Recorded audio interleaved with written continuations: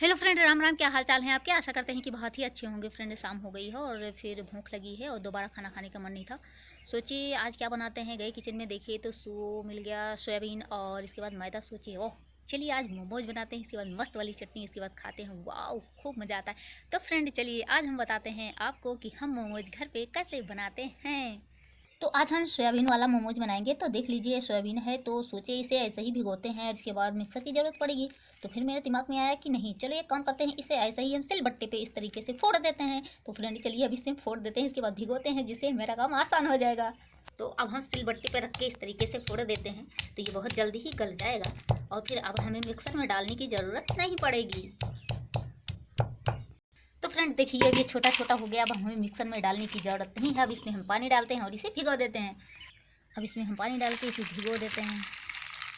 अब इसे हम भिगो दिए हैं पानी में गलने के लिए। तब तक हम इसका जो है डाढ़ा काट लेते हैं। ये प्याज रहा, लहसुन रहा, मिर्च रहा, इसे छिलके हम जल्दी से काट लेते हैं।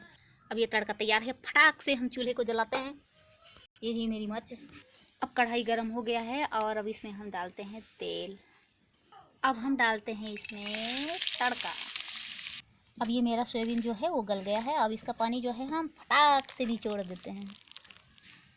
थोड़ा सा जीरा डालते हैं। अब हम डालते हैं सोयाबीन।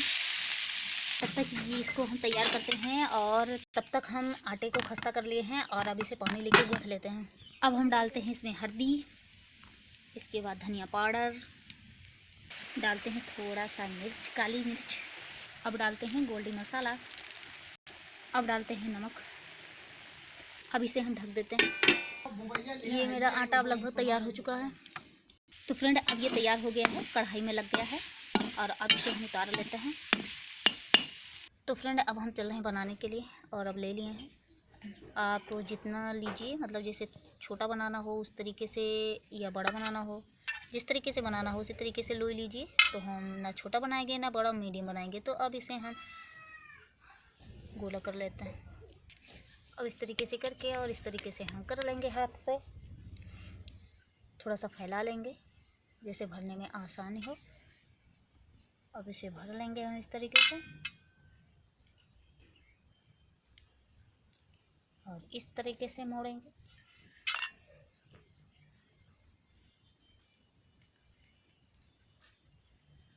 इस तरीके से हम मोड़ लिए हैं और इतना बना लिए हैं। इसी तरीके से करके हम सब बना लेंगे। अभी हम भगोने पर पानी रख दिए हैं उबलने के लिए और इसके बाद ऊपर ये है खरा बनाने वाला छन्नी। अब इसी पे रख लेंगे और इसके बाद ढक के उबालेंगे। अब इस तरीके से वो बना के हम कंप्लीट कर ले हैं। और अभी इस थाली में थोड़ा सा तेल लगा देते हैं जिससे चिपके ना। अब हम रखते हैं इसमें इस तरीके से। अब हम इस तरीके से रख लिए हैं और अब इस भगोने पे हम रख देते हैं। आँच को थोड़ा सा तेज करते हैं और इसे हम ढक देते हैं। तब तक ये तैयार हो रहा है, तब तक चलिए अब हम चटनी बना लेते हैं। अब चटनी बनाने के लिए हम लिए हैं लहसुन, मिर्च और इसके बाद नमक। और ये जो आम था कच्चा वाला, उसका छिलका निकाल कर इसके बाद जो उसका गूजा कहते हैं, गूदा जो भी आपके यहाँ कहते हैं, उसको सुखाया गया था और इसके बाद इसको इस तरीके से पाउडर बना लिया गया है। इसका चटनी हमें बहुत अच्छा लगता है। चल रहे हैं हम अब इसे सिलबट्टे पे पीसते हैं। ये रहा मेरा सिलबट्टा। अब इस पे रख के हम जल्दी से पीस लेते हैं। अब ये मेरी चटनी तैयार है। इसे हम ढक कर रख देते हैं जब तक वो पक रहा है।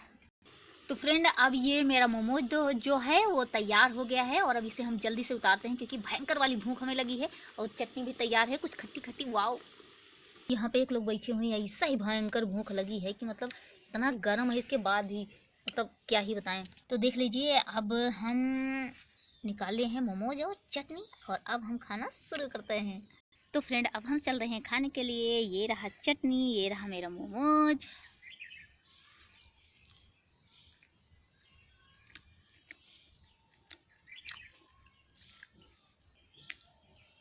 वाकई में मज़ा आ गया। वाह, खट्टी चटनी। वाह फ्रेंड आप भी खा लीजिए।